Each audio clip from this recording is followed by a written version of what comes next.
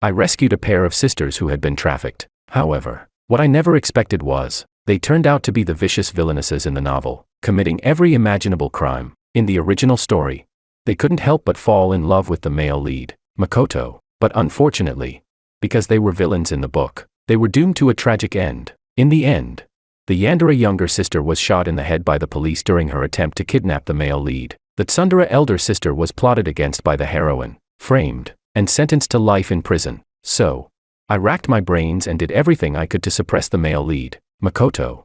All just to help the two sisters defy fate. Yet, just when I let down my guard, I caught sight of Willow sitting by Makoto's side. The two of them were whispering sweet nothings, smiling so happily together. In that instant, my defenses crumbled. Willow, this worthless girl, was conquered by the male lead in less than a month. Since that's the case, I will no longer interfere. I'll quietly watch them walk toward the tragic ending already written in the book. Chapter 1. I was helping in the fields, breaking off corn cobs, when suddenly a few lines of bullet comments appeared before my eyes. One read, "How did the villainous sisters end up being trafficked here?" Another replied, "This part was already in the original novel. When the villainous sisters were children, they were kidnapped by a perverted old man and abused for half a year. That's why their personalities completely changed. Sigh. Even the most hateful person has something pitiable about them." Yet another bullet comment said, "By the way, these sisters were really beautiful when they were kids. I wish I could jump into the story and adopt them." Hearing that, my hands froze mid-action with the corn. Adopt the villainous sisters. Such a good opportunity, who else but me should seize it? Chapter 2. Less than 10,000 yuan. No way. Another person replied, "Then I'll just buy one." The seller said, "Buying one is fine too." 6,000 yuan. The buyer asked, "Wasn't it 5,000? I want the one on the left." Suddenly, a childish yet defiant girl's voice rang out, "I'd like to see who dares touch my sister."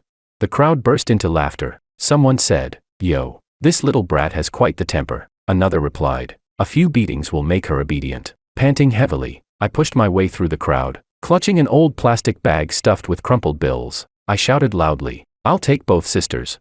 And just like that, I spent 10,000 yuan to buy the villainous sisters, who were only a few years old, and bring them home. I had used the last of my grandmother's savings, which she had left me for college in the future. In the dark, dingy main room of our house, the sisters sat with expressions full of disdain. I placed a plate of boiled potatoes and a small dish of pickled vegetables in front of them, our dinner. The sisters didn't budge an inch. The little girl with a sharp, proud look in her eyes glared at me coldly. She said, "We want to go home. You'd better release us quickly. If my grandfather finds out, he won't let you off." I nodded and said, "Eat up. Tomorrow morning, I'll send you back." She asked, "Really?" The girl's disbelief was obvious. I said, "As true as pearls." The next day, I took the villainous sisters to my cousin's house next door. I gave him the last 500 yuan I had and begged him to take us to a certain place. We traveled first by bus, then by train, exhausted after a day and a night. Finally, we reached the city mentioned in the bullet comments. I had never seen so many grand, beautiful houses in my life, one after another, scattered among lush green trees. At last, we stopped in front of the largest house. The two sisters, like birds freed from their cage, fluttered forward and ran out. By the flower bed, a woman in a maid's uniform saw this scene. She first covered her mouth in disbelief, then stumbled and ran into the house. In the blink of an eye, a whole group of people in maid uniforms rushed out of the villa. The moment they saw the sisters, every one of them was ecstatic, almost going mad with joy. Finally, an elderly man wearing a Zhongshan suit and leaning on a cane walked out. The sisters instantly threw themselves into his arms, crying their hearts out. The old man's eyes reddened as well. The three of them wept together. After the touching reunion, the old man's gaze finally landed on me. Inside the study, the old man gave both my cousin and me a bank card each. He said each card contained 200,000 yuan, no password required. He sincerely thanked us. My cousin was overjoyed. This trip was worth years of hard labor in the city. I, however, didn't take the card. Instead, I pulled out the last page of my household registration book. I made my request, "Let me stay here to study until I graduate from university." The old man studied me briefly with a scrutinizing gaze. Without much hesitation, he agreed. I breathed a sigh of relief. At that moment, I knew I would no longer have to pick corn for others just to pay my tuition. Bullet comments erupted. "Damn, who is this random passerby, eh? He actually defied fate. He saved the villainous sisters from falling into the hands of that perverted old man. Doesn't that mean he's changed the story?" Another bullet comment replied, "No kidding, that might really be the case." Chapter 3. I was already in the 4th grade. By now, I could basically understand the content in the bullet comments. Freya and Willow were a pair of villainous sisters, although they were still very young, only 6 years old, not even in elementary school yet. In the near future, they would meet the male lead of this book, a male lead as warm as the sun, optimistic and cheerful. Both sisters would be drawn to him, and before they knew it, they would fall in love with him. But unfortunately, they were only villains in this story, destined to be nothing more than cannon fodder. Their final fates were the Yandere younger sister being shot in the head by the police while trying to kidnap the male lead, and the Tsundere elder sister being schemed against by the heroine, framed, and sentenced to life imprisonment. After learning of the sister's fate from the bullet comments, though I felt a little regretful, I didn't want to overly interfere in the lives of others. This time, I made an exception because of my own selfish reasons. I wanted to rely on the Liu family's power to grow up properly,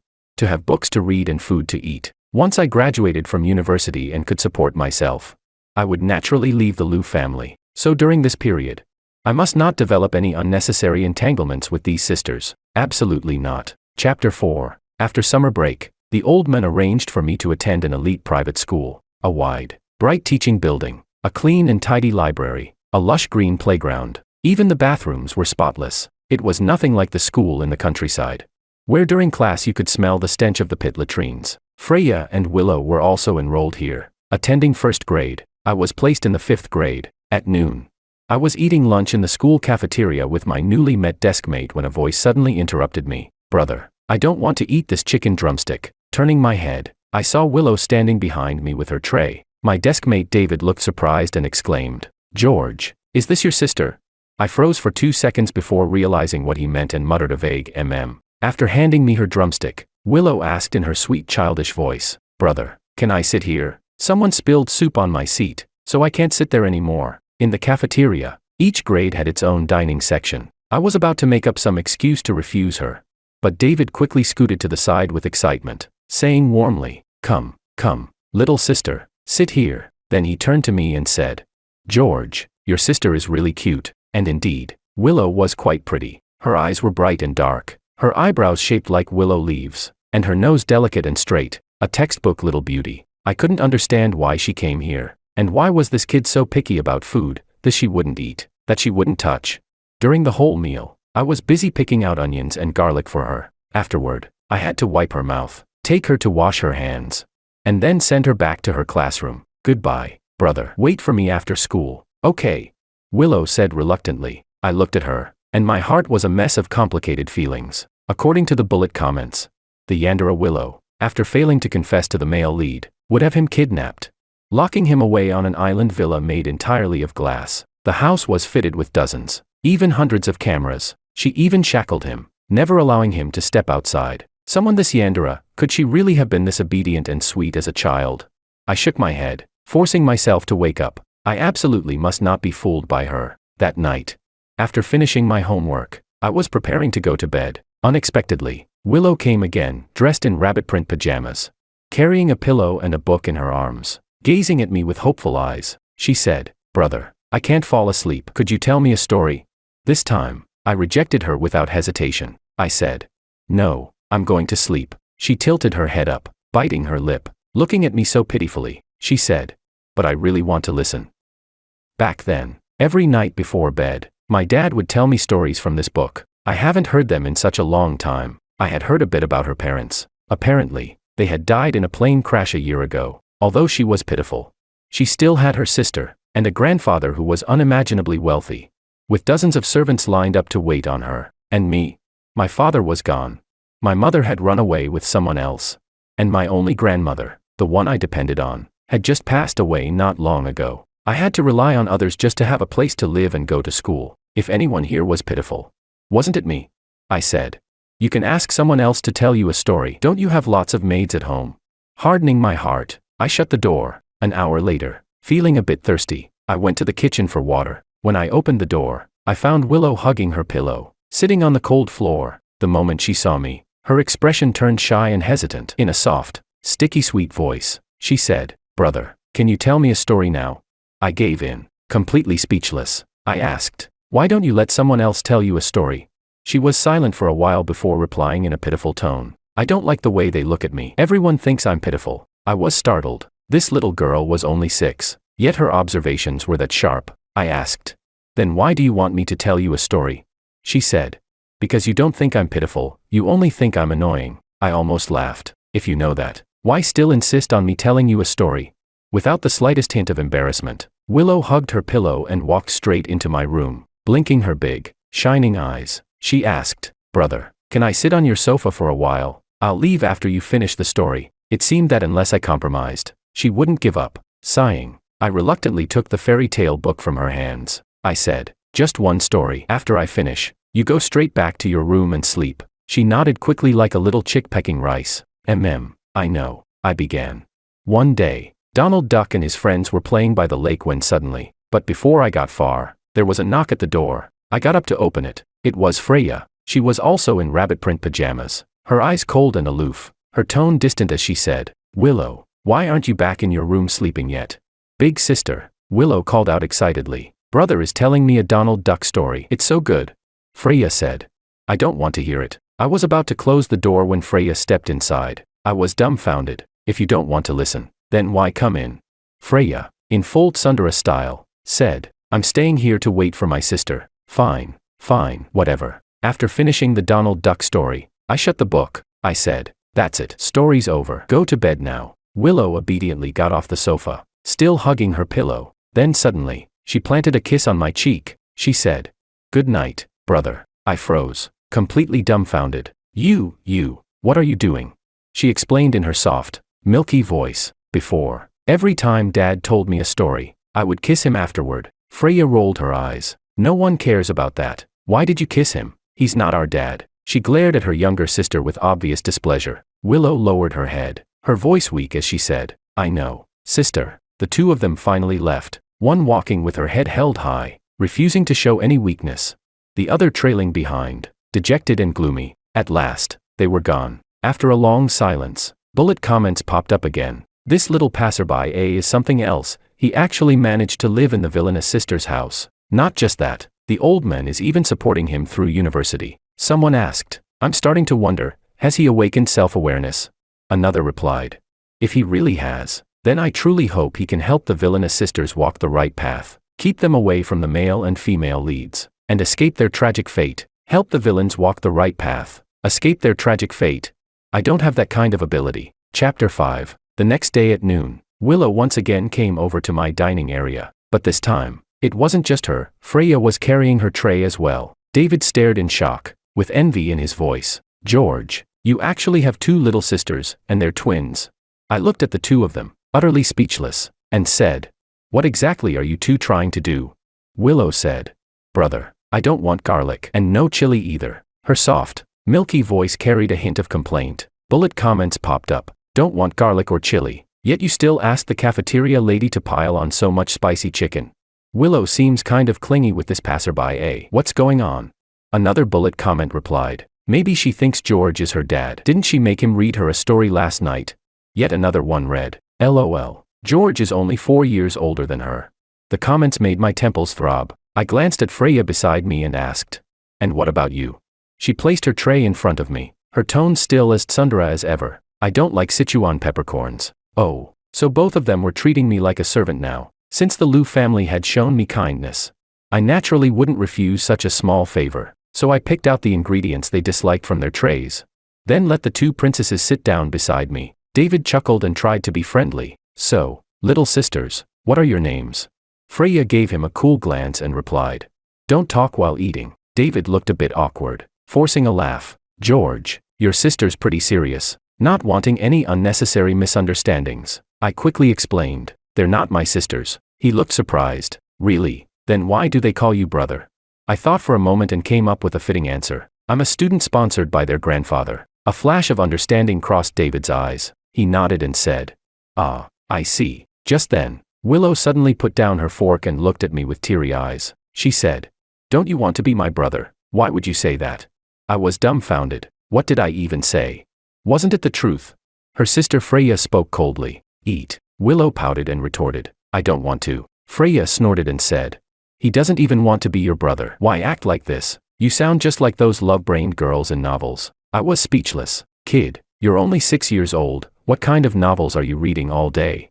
Ignoring her sister, Willow picked up her tray in a huff and walked off. Freya gave me a glance before leaving as well. Finally, peace returned, watching their two figures leaving one after the other. I felt an inexplicable heaviness in my heart. What the hell? This has nothing to do with me anyway. Chapter 6. I thought Willow was angry and wouldn't come to me for a bedtime story that night, but clearly, I was wrong. At 9:30, Willow, as usual, showed up in her little rabbit print pajamas, hugging her pillow and carrying a storybook. Knocking on my door, the little girl was pouting, her expression sulky, probably still upset about what had happened during the day. I told her a story about an elf and a wizard. It was a bit of a long story. I spoke for about half an hour, until my throat went dry. When I finally closed the book, I discovered that this little princess had already fallen asleep. Unbelievable. I wanted to send her back, but I didn't even know where her room was. The maids had all gone to rest at this hour, so I took a blanket out of the wardrobe and covered Willow with it. She could sleep here. When she woke up, she could go back herself. As for me, I made do by sleeping on the sofa for the night. Chapter 7. Who would have thought? The next morning, the moment I opened my eyes, I was so startled I nearly jumped off the sofa. What the hell? Why was Willow on my sofa? Willow, I shouted in anger. She was jolted awake, rubbing the corners of her eyes, looking at me sleepily. Brother, why are you here? I asked with a cold face. Willow froze for a moment, then seemed to recall what happened. She spoke carefully. Last night, I felt a little cold, so I scolded her. If you were cold, why didn't you sleep in your own room? She pursed her lips and said softly, I'm sorry. She lowered her head, a bit frustrated and dejected. Truthfully, I wasn't actually angry, but Willow was. After all, a girl. I wanted her to understand that this wasn't appropriate. I frowned and said, get down now. And for 1 week, don't come asking me to tell you stories again. Bullet comments appeared. Sigh. This passerby is being too harsh. I can vouch for this. Yes, Willow grows up to be a Yandere, but right now she's not like that at all. She just misses her parents. Exactly. Willow cries in her sleep almost every night from nightmares. Strange though, last night she didn't have a single nightmare, and she didn't cry either. Another bullet comment added, if that's the case, then George really seems like an angel sent by heaven to save her. The words made me pause. An angel? Me? No, I wasn't an angel. And I had no intention of getting entangled with the two of them. All I wanted was to study hard, go to school, and when I grew up, stay as far away from them as possible. Chapter 8. Willow was surprisingly obedient. For an entire week, she really didn't come looking for me. I was satisfied. That's exactly how it should be. I had to draw a clear line between myself and the sisters, minding our own business, so I wouldn't get dragged down by them in the future. On Saturday afternoon, I took Buddy out for a walk, not far from home. I heard a group of kids quarreling. Willow, I heard you and your sister got kidnapped over summer break. What's it to you? Willow replied coldly. That's right. It's none of my business, the boy said. I just think it's a shame you and your sister didn't get killed by the kidnappers. Another child asked. Martin, what does killed mean? The slightly older chubby boy made a throat-slitting gesture. All the kids instantly understood. The chubby boy kept boasting. I mean, you two sisters are really tough to kill. Your own parents died because of you. Yet you're still alive and kicking. Even kidnappers couldn't finish you off. Willow bit her lip and said, you're lying. The chubby boy laughed. Lying. Everyone in the neighborhood knows. My mom said it. People like you are disasters born into this world. Sooner or later, even your grandfather will die because of you. Before he could finish, Willow, like an angry kitten, lunged forward and clawed at his face. But the chubby boy was bigger than me, and Willow clearly wasn't his match. Before I could react, Freya appeared out of nowhere. How could she watch her sister be bullied? She rushed in immediately and slapped the chubby boy across his fat face. The boy was furious and quickly called his friends for help. In an instant, a swarm of boys charged at them. This was bad. Even if I didn't want to get involved, I had no choice. Chapter 9. Stop. I walked over with Buddy, raising my voice. No one paid attention. Woof, woof, woof. Buddy, worried for me, barked anxiously, so I let go of Buddy, grabbed the chubby boy's arm, and bit down hard. Oh. The boy screamed in pain, his voice like a pig being slaughtered. Everyone froze, stopping their fight, staring at each other in confusion. Who the hell bit me? The chubby boy held up his bleeding arm. Furious, I admitted, raising my hand. The kids all gaped at me. Even Freya and Willow stared in shock. The chubby boy roared, who the hell are you? Before I could answer, Freya stood up and said seriously, he's my brother. The chubby boy blinked, then sneered in realization. Oh, you're that country bumpkin their family adopted, right? Ha. What a pitiful sight, 3 orphans lumped together. This brat was begging for a beating. I had never met anyone so obnoxious in my life. I chuckled and said, "Not just that, you're about to be an orphan too." The boy jumped up in rage. "What do you mean? How dare you curse me?"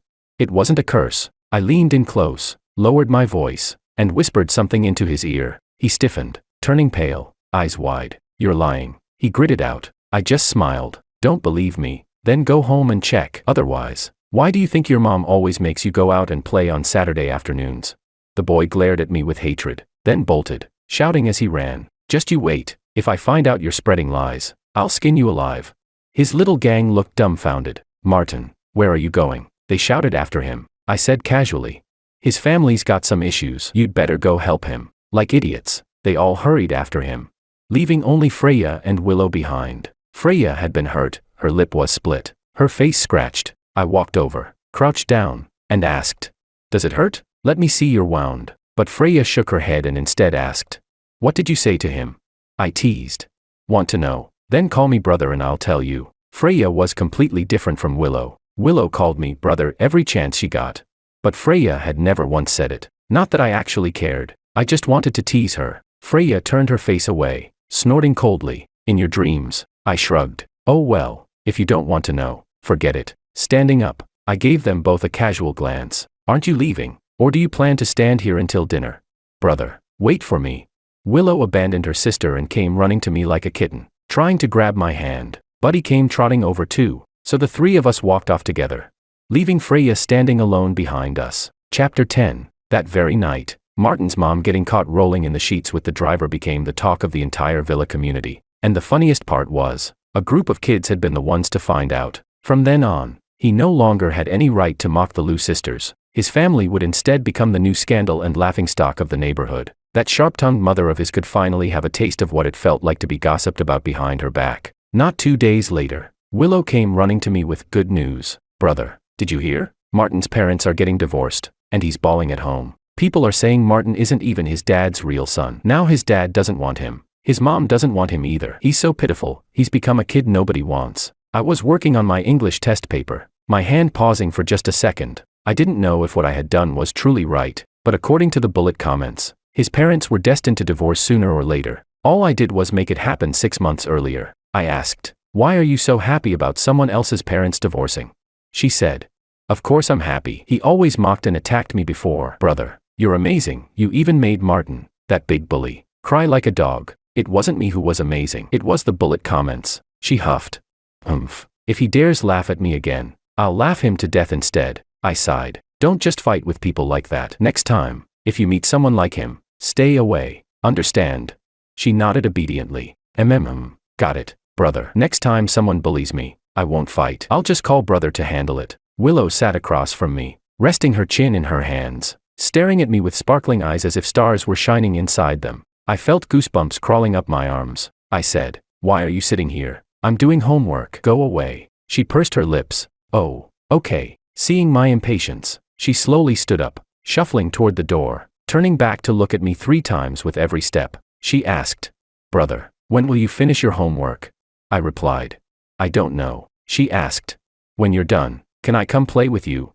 I replied, "No." The light in Willow's eyes instantly dimmed. She leaned pitifully against the doorframe, stalling. She said, "Then, can I come to your room tonight so you can tell me a story? The 1-week punishment is already over." Looking at her pitiful expression, my heart softened in the end. I gave a quiet Her smile immediately returned. She curved her lips happily and skipped away, bouncing as she went. Life returned to the way it had been before. Every day at lunch, Willow and Freya would show up in my class with their trays, wanting me to pick out the food they didn't like. David quite liked the sisters, always trying to tease them during meals. David sighed dramatically.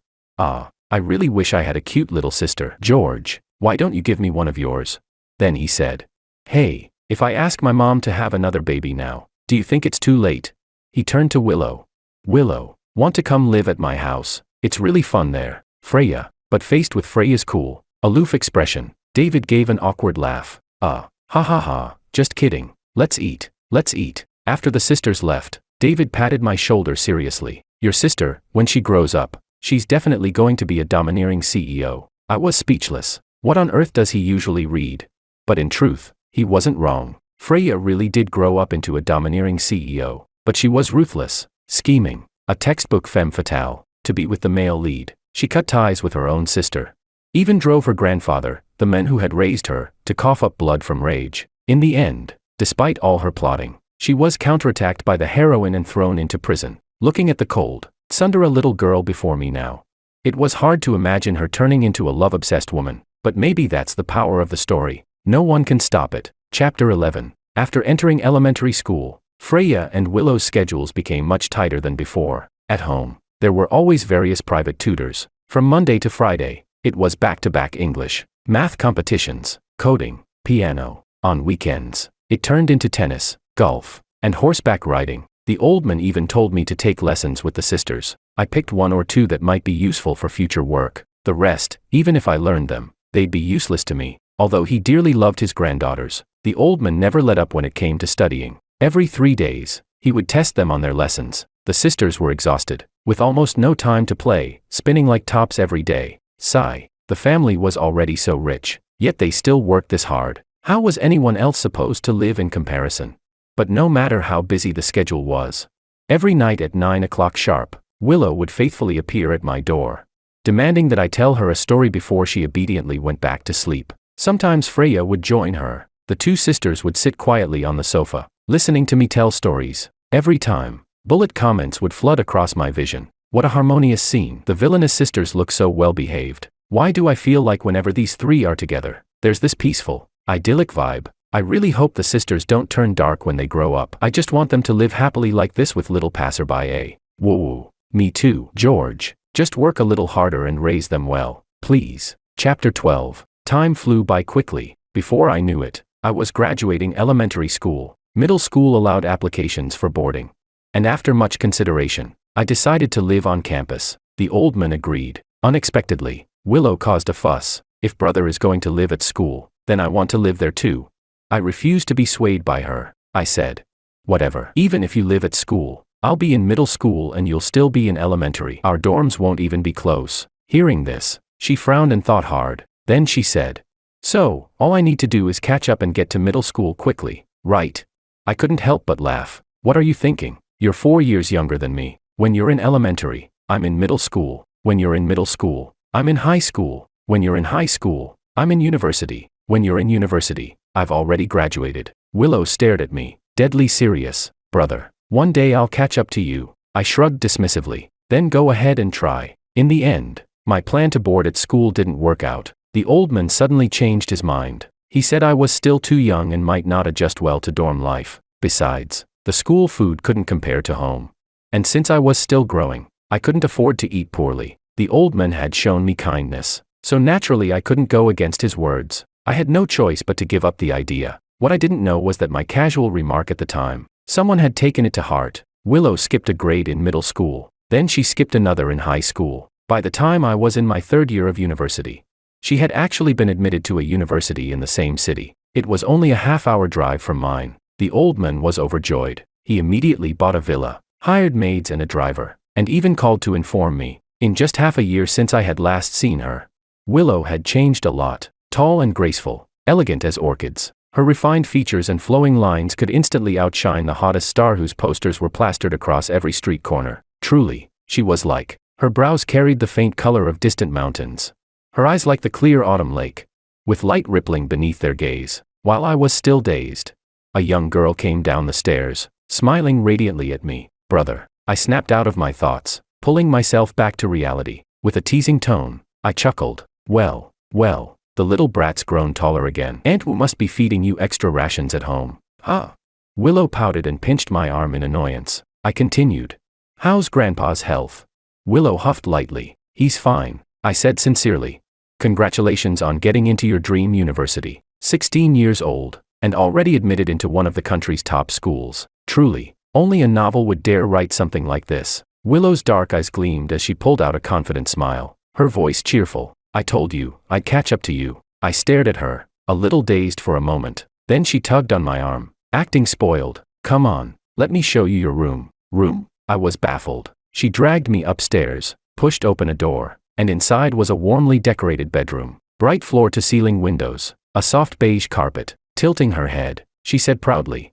Brother, I saved the biggest room just for you. Leaning against the doorframe, Willow looked at me expectantly, as if waiting for praise. I frowned. Why would you save it for me?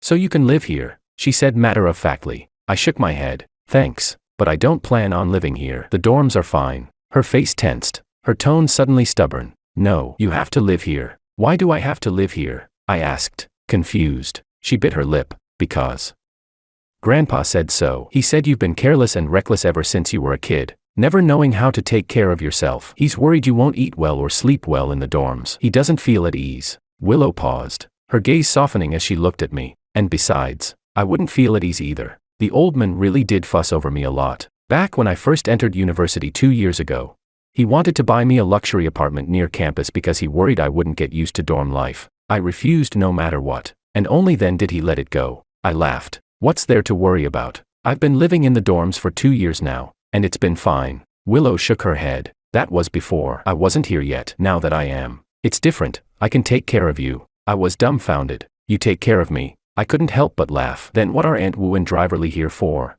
Willow pursed her lips. They take care of me. I take care of you. It doesn't conflict at all. I could only smile and shake my head. As I went back downstairs, I suddenly bumped into someone, a figure about the same height as Willow, with similar features, but colder, more distant, radiating an aura that kept strangers away. Freya. Eyes wide, I asked in shock. You're here too? Freya raised an eyebrow, her gaze cool and calm. She gave a dismissive snort. Why shouldn't I be here? Only after a while did I realize. Willow and her sister were both new students this year, at the same university, so both of them had skipped grades. No wonder Grandpa was so happy. Then another thought struck me. In the novel, the sisters met the male lead during university, so if they were both here, wasn't this where the plot officially began? I couldn't help but sink into deep thought. Chapter 13. Although I wasn't too keen on moving in, Willow was extremely persistent. On top of that, the moment Aunt Wu saw me, she sighed endlessly, frowning. Why are you skinny again? Have you been eating properly? George, listen to me. Move in here. Aunt Wu will cook big meals for you every day. After a little thought, I decided to stay here. After all, eating Aunt Wu's cooking every day, with Driverly chauffeuring me to and from class, there really wasn't a happier life than this. Life almost felt like it had returned to the past. In the mornings, Driverly would follow the class schedules and drop the three of us off at school one by one. In the afternoons, he'd pick us up in order and bring us home. This house wasn't as large as the Liu family villa, but it had everything: a gym, a heated pool, a private theater, so we rarely lingered outside. Most of the time, after classes ended, we'd just come straight back. In our free time, we'd watch movies at home, or chat at the dinner table about the latest gossip and news. Of course, that was mostly just between Willow and me. Some things hadn't changed since childhood. Whenever there was food the sisters didn't like, I was still the one who had to pick it out for them. Seriously, from the time I was 10, acting as their ingredient picker, until now, 20 years old, I was still their ingredient picker. Honestly, I really didn't get it. If they didn't like Sichuan peppercorns, or scallions, or fennel, couldn't they just tell Aunt Wu not to put them in the dishes? But Willow had her own crooked reasoning. Pouting, she said, that won't do. Seasonings are the soul of every dish. I can choose not to eat them, but they can't be left out. I was utterly speechless. Chapter 14. In November, Uncle Wang, the one who usually took care of the yard and odd jobs, had some family matters to deal with and decided to resign. So, I posted a job listing online. That very afternoon, several people came for interviews. Quite a few applied for the gardener position. Some of them even college students, younger than me. Just as I was wondering why college students would be applying, bullet comments appeared. Dun dun dun, grand entrance of the male lead. No wonder he's the male lead. That gentle, refined aura, those delicate, handsome features, no surprise the sisters would fall for him so easily. Another one replied, of course, the male lead is supposed to be a warm-hearted guy. He fits the role perfectly. Then another flashed across the screen. Honestly, I think George is good enough. Someone shot back. Good or not, he's just a passerby. Now that the male lead is here, he can go find a corner and stay out of the way. Other comments read, who understands me? I seriously don't want to see the sisters end up ruined just because of some male lead. I only want to see George and the Liu sisters live happily together. Exactly. George, kick the male lead out. Don't let him near Freya or Willow. But then there were also dissenters. What nonsense are you spouting? The Liu sisters are the villainesses of this novel. That's a fact. Getting entangled with the male lead is their destined path. Destiny. My foot. Do villains have to die? Can't they just stay far away from the male lead? Right. George already changed the sisters' fate once. Why can't he change it for them again? The comment scrolled quickly before my eyes. My heart wavered. Change Willow and Freya's fate again. Would that really be okay? After 30 seconds of hesitation, I looked at the young man before me and said, "You still look like a student. Sorry, but we're hiring for a full-time role. You might not be the best fit." The man frowned slightly, his tone humble. "Mr. Wong, I'm a freshman in the law department at C University. This place is close to school. It'd be very convenient. I really need this job. Could you reconsider?" C University Law Department. Wasn't that the exact same school and major as Willow's? Bullet comments rushed in. The male lead has a tough life too. His grandma is sick. He needs money. What's George doing? He's just a passerby, eh? How dare he block the male lead from meeting the villainesses? Another comment retorted, "I remember in the original novel, the male lead got this job, spending time with the sisters. He gradually healed their childhood trauma, and both ended up falling for him. Since that was the case, I thought for a moment before saying, if you're looking for work, there's a cafe not far from here. It's run by a buddy of mine, and they're hiring. The pay and benefits are pretty good. I can give you his WeChat. You can work there part-time." A flicker of disappointment crossed his eyes, but he forced a smile and said, "All right then, thank you very much." Bullet comments exploded again. What a despicable passerby, eh? Forcefully tampering with the plot. I actually think George did the right thing. The farther the male lead is from Willow and Freya, the better. What the hell? Then what's the point of watching anymore? Yeah, I want to see the villainesses fall for the male lead. But others chimed in. I don't think a novel's storyline can be overturned so easily by some passerby, eh? Maybe there's still going to be a twist. Chapter 15. The last bullet comment had it right. I really had no power to control the course of the story. The next afternoon, just as I returned home from school, I found the male lead, Makoto, sitting in the living room. "George, this kid came here looking for work. I heard his grandma is sick, and he needs money for her treatment. I felt sorry for him, so I decided to let him stay." Wu Auntie pulled me aside and lowered her voice. There was no way I could oppose her decision. Wu Auntie had worked in the Liu family for over 20 years, and even in front of grandfather, her words carried weight. Maybe this was the power of the plot itself. I couldn't stop it. There was never a chance I could. Makoto spoke apologetically. "Mr. Wong, I'm sorry. I didn't think the cafe job suited me, so I came here to tell you." But then Wu Auntie, I could already guess what he wanted to say. Forcing a smile, I replied, "It's fine. Then just do your best here." By evening, Willow and Freya returned home one after another. Makoto froze at the sight of the bright, beautiful girl before him. His eyes lit up, his voice tinged with joy. "Willow." Willow glanced at him in confusion, frowning slightly. "And you are?" Makoto hesitated, scratching his head before replying. "You probably don't know me. I'm also a freshman in the law department at C University. My name is Makoto." Willow nodded absent-mindedly. Makoto seemed to want to continue chatting, but seeing her distant attitude, he awkwardly shut his mouth. The next second, he froze again, his eyes glued to the doorway. Freya stepped in, dressed in an off-white trench coat that accentuated her tall figure and elegant demeanor. Her eyes calm and indifferent, she walked straight past without noticing the unfamiliar face in the living room. Heading upstairs, Freya had mild cleanliness issues. Her first routine upon getting home was always to shower. Makoto, who had been about to greet her, stiffened mid-motion. He just stood there, staring blankly as she disappeared up the stairs. Chapter 16. After working here for a few days, Makoto began to get the hang of things. Since it was only a part-time job, he could only come over after classes, working about 4 hours a day. Not only was he hardworking, but he was also observant. After finishing his own tasks, he would even take the initiative to help Wu Auntie with household chores. Friday night, maybe because it was the weekend and he had more free time, Makoto even went into the kitchen to lend Wu Auntie a hand. By the time I came downstairs, he had already set the table for us. He even went so far as to pick out the chopped chili from Willow's steamed fish head with chili peppers, and he peeled all the shrimp for Freya. Truly worthy of the warm and caring male lead. Attentive and considerate, within just a few days, he had already figured out the sisters' eating habits. When dinner began, Willow frowned slightly as she looked at the perfectly cleaned fish meat in front of her. "Wu Auntie, could you get me a bowl?" she asked. When the bowl was brought over, Willow deliberately picked up a piece of the fish with chili and placed it in front of me. Her eyes were hopeful, her tone laced with a bit of spoiled sweetness as she said, "Brother, help me pick it out." I pushed her hand away, warning, "Stop being difficult." Willow looked pitiful, her voice soft. "Please?" I replied bluntly. "Get lost." Normally, if no one helped her, she would just let it go. But now that someone had picked things out for her, she still had to act all fussy. I wasn't about to indulge her. Willow sighed. pulling her bowl back with a face full of tragedy. She muttered, "Brother is so stingy." Freya, on the other hand, didn't touch the bowl of peeled shrimp in front of her. Not even one. When the dishes were cleared, Makoto's expression didn't look too good. Wu Auntie explained gently to him.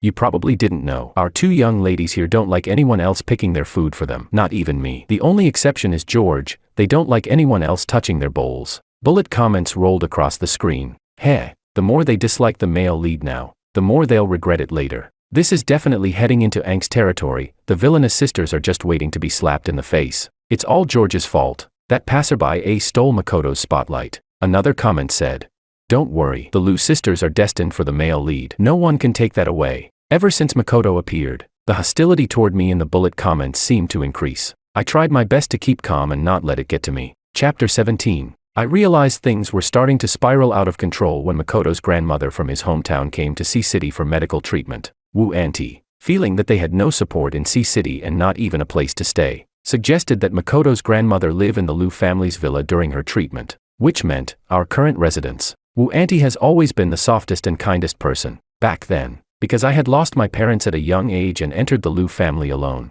she felt sorry for me. That's why she's doted on me and cared for me all these years. Now, she felt the same way about Makoto, thinking he was pitiful, so she extended a helping hand. Originally, this would have been an unquestionable act of kindness, but when that person happened to be the male lead of this story, Makoto, I couldn't help but feel a sense of unease. After settling his grandmother here, Makoto began spending more and more time in the Liu household, and since he attended the same school and was in the same year as Willow and Freya, his relationship with the sisters visibly grew closer. What's more, Makoto and Willow were even in the same major. Twice, I saw them discussing group assignments together. Makoto sat beside Willow, his gaze brimming with tender indulgence. The bullet comments came flooding in, mocking me. Ha ha ha. George the passerby has been completely broken. Watching Willow and Makoto grow closer, yet powerless to do anything about it. He has some skills, sure, but so what? No one can stop the romantic storyline between the villainous sisters and the male lead. Looks like Willow's about to fall for the male lead. Just look at how sweet her smile is. Next up, he'll conquer Freya. I admit, I did feel rattled. Willow was that easy, less than a month, and the male lead had already won her over. Didn't I already eliminate all the risks she faced as a child? And yet, she still couldn't escape the clutches of the storyline. Forget it. Whatever happens with them is their business. After all, I'm just the passerby in this novel. No matter how much I do, I can't change the plot. As hard as it is to accept, I have no choice but to face it. Willow and Freya are bound to meet their fates in the story. Chapter 18. Because I was feeling depressed, I went to a bar to drink. Around 8 o'clock, my phone rang. It was Willow calling. I directly hung up. 5 minutes later, she called again. I hung up once more. Another 5 minutes passed, and right on time, my phone rang again. Just as I was about to power it off, the ringing abruptly stopped. 10 minutes later, it rang again. This time it was Freya calling. Without hesitation, I shut my phone down completely. Since I couldn't change the fate of the sisters, I figured I'd better stay away from them. In fact, from childhood until now, I had always warned myself to keep my distance from the Liu sisters, and yet, I still let them occupy such an important place in my life. From now on, I have to draw a clear line with them.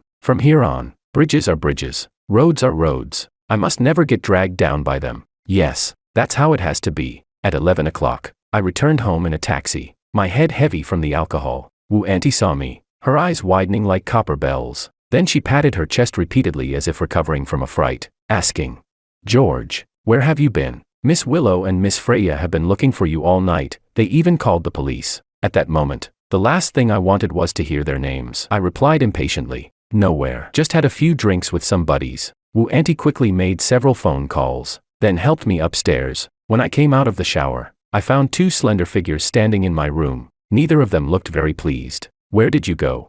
Freya was the first to ask. Her resentful gaze locked onto me, the silver-rimmed glasses glinting coldly under the light, giving her an air of detached austerity. She looked like she was about to interrogate me, utterly baffling. I rubbed my nose and said carelessly, "What's it got to do with you?" I toweled my hair roughly and lay straight down on the bed. My head was spinning. I didn't want to stand. "Why didn't you answer the phone?" This time it was Willow speaking. This girl was getting more and more brazen. She didn't even call me brother anymore. I had completely lost my patience. I told them flatly, "Get out. I'm going to sleep." She asked, "Wu Auntie said you were drinking. Who were you drinking with?" Freya's cold voice cut in again, sharp and frigid. I really didn't want to deal with them anymore. I was exhausted. Turn off the light when you leave, I said, but the two of them acted as if they hadn't heard me. Willow came closer, sat on the edge of the bed, and reached out to touch my forehead. She bit her lip and said softly, "Were you unhappy today? Did something happen?" What happened? Besides the fact that these two love-brained idiots were about to get swept away by some men, what else could it be? I almost blurted it out, but in the end, I swallowed the words. A knock sounded at the door. Makoto's voice followed. "I made some hangover soup. I don't know if Brother Wong would like some. Come in." Moments later, Makoto entered carrying a tray. Freya said, "Just give it to me. You can go out now." Makoto paused, glanced at Willow by my bedside, then nodded and replied, "All right." To get the two of them to leave sooner, I downed the hangover soup quickly. "Now tell me, George, who did you drink with tonight?" Freya picked up the bowl and repeated the question. Damn. Was she insane? I shut my eyes briefly and spat out one word. "Classmate." She pressed. "Where?" "At a bar," I answered. Willow frowned at that. She pouted and said, "If you wanted to drink, why not drink at home? Bars are messy places. Endless." This was endless. I ruffled my hair irritably and muttered, "Because there are no models at home." The room instantly went silent. The air froze. Willow clearly hadn't expected me to answer like that. Her eyes darkened as if trying to gauge whether I was telling the truth. Her sister Freya didn't look any better. Her voice turned ice cold. "You even hired models?" I said lazily. "Yeah. So what? Not allowed." Done asking, "Can I sleep now?" Without waiting for their reply, I abruptly switched off the bedside lamp. They could stay if they wanted. Either way, I was going to sleep. Chapter 19. When I opened my eyes again, faint light was seeping through the curtains. Dawn was approaching. I turned over. The next moment, I almost rolled off the bed. Terrified, I switched on the bedside lamp, and saw Willow, pale as a ghost, propped on one hand against the pillow. Her pupils were black, like a bottomless abyss. She just stared at me with that eerie, chilling gaze. She asked, "Brother, did you really hire models last night?" Damn, my heart nearly jumped out of my chest. Both sisters were crazy, seriously crazy. Gritting my teeth, I said, "Willow, you've got 3 seconds. Get off my bed immediately." She didn't move an inch, completely ignoring my words. She softly breathed out her next question. "What does brother like about models?" I pressed my temples, which were throbbing madly, and replied, "Big chest, slim waist, nice body, black stockings, long legs, abs. Are those reasons good enough?" Willow stayed silent, studying me for a long while. Finally, she said, "I understand." I was speechless. Understand? My ass. I wanted nothing more than to kick her straight out. As soon as that jinx finally left, I rushed to lock the door. For several days in a row, I came home extremely late, grabbing skewers with classmates, drinking, going to the internet cafe. The later I could return, the better. I didn't care how Makoto and the sisters were getting along. Out of sight, out of mind. Chapter 20. On Saturday morning, I woke up later than usual. After not finding Wu Auntie anywhere, I poured myself a glass of warm milk in the kitchen and made a sandwich. An elderly woman shuffled over and said to me, "Wu Auntie went to the supermarket to buy groceries." It was Makoto's grandmother. I nodded lightly. Maybe she had been cooped up in her room for too long and wanted someone to talk to. She looked at me with a smile and said, "Child, I heard your surname is Wong." I didn't understand why she asked that, but since she was an elder, I politely nodded. "Yes." She then asked, "And what's your relationship with the Liu family?" After a pause, I still answered, "Old Master Liu adopted me." As if her suspicions were confirmed, a look of realization flashed across her face. Her tone grew somewhat cutting as she said, "Well, you really are lucky to be adopted by such a wealthy family. That's much better luck than my poor grandson ever had. Truly, people can live such different lives even though they're all just people." Sigh. Though old, she had a shrewd face, especially her eyes, sharp and spinning as they sized me up, full of calculation and judgment. I had no interest in continuing the conversation. I stood, picked up my sandwich, and left. Expressionless, I said, "Granny, if you want to sell your sob story, you can do it on the street. I'm not interested in competing over who's had it worse." "Sorry, I'm going upstairs," she snapped angrily. "You child, how can you talk like that?" But the very next second, her eyes caught sight of Freya on the staircase. Freya was watching her, her gaze as cold as frozen tundra. At the sight of her, the old woman's face instantly softened into a kindly smile. Compared to how she'd spoken with me, her warmth rose by several notches. She said, "Miss, you're up. Would you like breakfast now?" I went straight upstairs. Just as I was about to close my door, Freya followed me in. After hesitating for a few seconds, She pressed her lips together and looked up at me, saying, "You don't like them. You don't want them living here. Why didn't you say so earlier?" I replied, exasperated. "What do you mean?" She snorted coldly. "Can't you show some backbone? This is your home too. Can't you stand up for yourself a little?" I said flatly. "How am I not standing up for myself? What? Was I supposed to just slap her across the face?" When Makoto and Wu Auntie came back, they immediately learned from the butler Zach that Freya had arranged a private room at the city hospital. His grandmother would be able to move in that very afternoon. Makoto's grandmother was suffering from coronary heart disease and vascular problems. Previously, she had wanted to be admitted to the city hospital, but no bed was ever available. So during these days, she had only been picking up medication there, then recuperating at the villa. Hearing Zach's words, Makoto's face showed a brief flicker of relief, but right after came a trace of barely perceptible disappointment. His smile looked somewhat forced as he said, "I see. Thank you." The bullet comments swarmed in. Haha. The male lead is smiling so reluctantly. He had just started warming up to the Liu sisters, but they actually kicked him out. Isn't this all Passerby A's fault? He's really heartless, and the way he talks is nasty. Others commented, "Well, you can't entirely blame George. The male lead's grandma really has no sense of boundaries. The way she speaks isn't pleasant, but what she said was true. Freya will regret this one day." Another bullet comment argued back. "Regret what? Regret kicking out the guy who was destined to cause her sister's death. Regret not letting herself get framed and thrown into prison."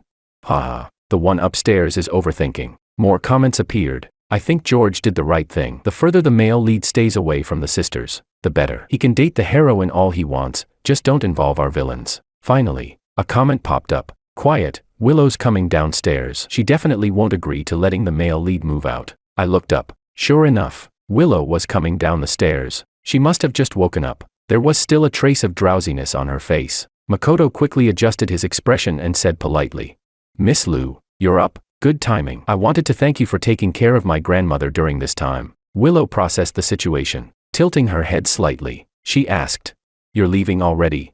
Makoto stood there silently, eyes full of words left unsaid. Finally, he sighed. "Yes, my grandmother is being admitted to the city hospital. Freya helped us find a room. From now on, I'll probably need to look after her, so I won't be able to keep working here." Upon hearing this, Willow immediately turned to Wu Auntie and said without hesitation, "Wu Auntie, have the butler give him an extra 3-5 months salary." Makoto froze. A shadow crossed his face. That was clearly not what he wanted to hear. The bullet comments exploded. How could Willow humiliate the male lead with money like that? Wait, what? You call that humiliation? I'd love to be humiliated like this every day. Exactly, they're just classmates right now. Makoto's grandma came to the city for treatment. They let them stay here for half a month for free, and now she even gave him an extra 5 months salary. How is that a villain? She's a living saint. Another comment chimed in. So what? In the original, the Yandere villainess insisted on tying the male lead down, even if it cost her own life. She never thought she was wrong. The next one wrote, "Forget it. That kind of ending is unnecessary. Willow's so beautiful, has such a wealthy grandfather, and is both kind and loving. Why shouldn't she deserve a perfect ending?" Agreed. Honestly, I think it's great the male lead is leaving. Thanks to George, the villain sisters escaped their childhood tragedies. They don't need redemption anymore. Chapter 21. After Makoto and his grandmother moved out, the house finally returned to peace. I didn't know if I had once again interfered with the plot, nor did I know if things like this would come back again, but at least, for now, it was safe. Time passed quickly. In the blink of an eye, 2 years had gone by. I was about to graduate. After more than a month of searching, I successfully landed a job, 13,000 a month, 9 to 5, weekends off. I was quite satisfied. Wu Auntie, however, was puzzled. She hesitated before asking me, "George, why don't you go work at Liu Corporation? The old master already arranged a position for you. Once Willow and Freya graduate, we'll all be going back to City A. It'll be inconvenient for you to stay here alone." True enough, this place was at least a 2-hour drive away from the Liu family's ancestral home. Once Freya and Willow graduated, they would return to City A, and Wu Auntie and Driverly would also pack up and leave. By then, only I would be left here. How should I put it? A long time ago, I had already made up my mind. Once I graduated from university, I would leave the Liu family. That way, I could avoid being dragged down by staying too close to the villains. I was just a minor passerby in this book. My biggest wish was simply to survive quietly to old age. Although I had relied on bullet comments to gain some cheat codes and achieved nearly 10 years of counterattack, I didn't know if I would continue to be so lucky in the future. Nor did I know whether the Liu sisters had truly broken free of the plot. As a small character in the novel, self-preservation was my instinct. Yes, there was reluctance in my heart, but I believed that with time, I would adapt. And so, I became a standard office drone. Every day, I worked diligently and cautiously. At first, Driver Lee would insist on picking me up and dropping me off, but he already had to drive Freya and Willow to and from school every day, plus handle my commute. It was far too tiring. Later, I discovered that a girl from my department lived in the same area, just one street away. So, we agreed to carpool and split the fare. This way, Zach wouldn't need to drive all the way here every day. But on our very first day carpooling, Freya caught us. After I said goodbye to my colleague, Freya pursed her lips and asked, word by word, "Who was that person?" I replied, "A colleague I carpool with." Freya didn't look very happy. Her brows furrowed as she asked, "Why don't you let Zach drive you?" I looked at her in confusion. Why would I need Zach to drive me? Her expression darkened even further. She said, "Can you be sure she's not some fairy girl?" I was speechless. What the hell was this brat saying? After a pause, she seemed to want to change the subject. "Didn't Grandpa call you? Why didn't you go work at Liu Corporation?" I asked. "And why should I go work there?" Freya raised her brows, a hint of warning flashing in her eyes. She snapped, "George, stop being so passive-aggressive." "What the hell?" I retorted. "You're the one acting weird for no reason, aren't you?" She glared at me. Weird for no reason? Or is it because someone thinks he's graduated from college, grown some wings, and doesn't need to rely on the Liu family anymore, so now he wants to draw a line between us? I stared at her in shock. How did she know? But I absolutely wouldn't admit it. I said, "I don't understand what you're talking about." Freya sneered. "You'd better not." I decided not to respond anymore. Her tone suddenly softened. Blinking her eyes, she said, "Fine, if you like, just keep working here for now. When I graduate, we'll go back to Cydia together. I already told Grandpa to send Uncle Ku over tomorrow." Uncle Ku was an old servant of the Liu family. He had been the old master's driver for 30 years. Now that he was older, he was practically semi-retired. I hadn't expected Freya to drag him out here again. I said helplessly, "I only earn about 10,000 a month, and you're giving me a personal driver? For what? My whole salary wouldn't even cover his gas." She snorted. "You don't have to pay for his gas." I stared at her in a daze, feeling that something wasn't right. The bullet comments suddenly surged in. "Guys, did you notice something?" Damn, I already suspected something back when Freya kicked the male lead out. Turns out it's true. Another one chimed in. "Ah, this is great news. It means Freya has broken free from the plot. Childhood sweethearts, there's nothing sweeter to ship." Another comment read, "What a contrast, the glasses-wearing, quiet girl who always treated George coldly. Turns out she was hiding it this whole time." I felt like I finally understood something. Staring at Freya in disbelief, I was dumbfounded. Seeing that I hadn't moved for a long time, she glanced back at me, raised her brows, and said, "Aren't you coming in? I've been waiting for you to eat for a while now." Chapter 22. Dinner tasted like chewing wax. The moment I set down my bowl, I hurried upstairs. Just as I stepped out of the bathroom, there was a knock at my door. It felt like a string inside my head had been pulled taut. "Who is it?" "Brother, it's me." For some reason, I let out a breath of relief. Willow seemed to have just finished showering as well, wearing a bathrobe. Droplets of water dotted her forehead, and her long hair hung damp down her back. I asked, "What is it?" She said, "Brother, I can't find the hair dryer in my room." I had no choice but to let her in. Lately, this girl had been acting strange. She kept running into my room. The day before yesterday, it was shampoo. Yesterday, it was toothpaste. And today, it was the hair dryer. I was starting to suspect she was developing early onset dementia. She asked, "Brother, can you help me dry my hair?" I muttered helplessly, "Can't you do it yourself?" Before I could finish, she leaned over and said, "I've never used this kind before." Without giving me a choice, Willow shoved the dryer into my hands. She pouted pitifully, "It's so cold, if I don't dry it soon, I'll catch a cold." I sighed in resignation and began to dry her hair. When my fingertips brushed across the back of her neck, I seemed to hear her give a soft gasp. I felt uneasy and was about to say something, but she urged me to switch it to cool air instead. Willow's hair was far too long. It took a long time to dry. Her hair was tinged with chestnut, cascading down her shoulders like a waterfall. With that delicate face of hers, when she wasn't smiling, she actually looked rather aloof. "Brother, were you staring at me?" Her voice was both amused and teasing. I quickly pulled back my gaze. I said, "Your hair's dry, now go back." Just as I turned to leave, she suddenly grabbed my arm. Willow looked into my eyes, her pitiful expression like a kitten despised by its master. Her voice soft and wounded, she asked, "Why do you always chase me away?" Every alarm in my body went off at once. Maybe I was overthinking, but this girl really was acting strange. She asked, "Brother, are you some kind of blockhead?" I asked, "What do you mean?"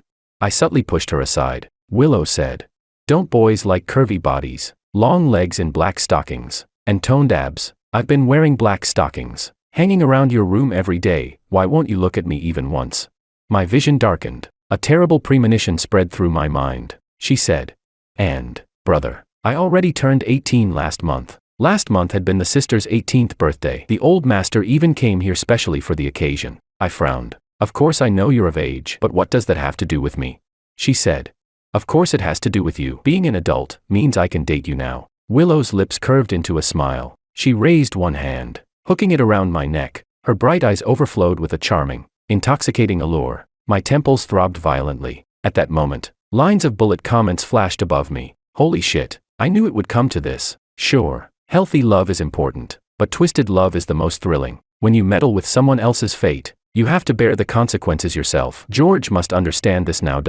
Another bullet comment appeared. Let's be real. Makoto and the female lead already got together ages ago. But since there were no villains to mess things up, their relationship turned bland, always bickering. There's nothing left worth watching with the male lead and female lead. They're just an ordinary couple lost in the crowd. What I want now is the extreme push and pull between the villain sisters and George. Another bullet comment said, "One's cold on the surface but burning inside. The other pretends to be a good girl but is secretly, I ship them so hard." Willow asked, "Brother, what's wrong?"